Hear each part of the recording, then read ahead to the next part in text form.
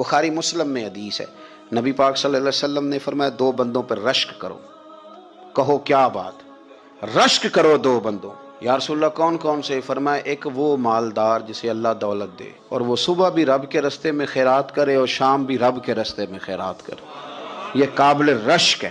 کہو تیری کیا بات ہے بھائی، کیا تجھے اللہ نے نوازا ہے، اور اس پر رشک کرو کو یا اللہ اسے اور دے تاکہ یہ تیرے بندوں پہ اور اثار کرے اور تیرے بندوں پہ سخاوت کرے، اور اللہ اس کے فعل تصدق ہمیں بھی عطا فرما۔ اور حضور فرماتے ہیں ایک مالدار پر جو صبح و شام سخاوت کرے، اور ایک اس عالم پر جسے اللہ قرآن کا علم دے، وہ صبح بھی لوگوں کو قرآن مجید کے ترجمے تفسیریں قرآن کے درس سکھائے اور شام بھی لوگوں کو قرآن مجید کے درس عطا فرمائے۔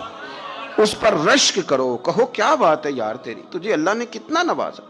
قابل رشک لوگوں پر رشک کرو، ان کی تعریف کرو۔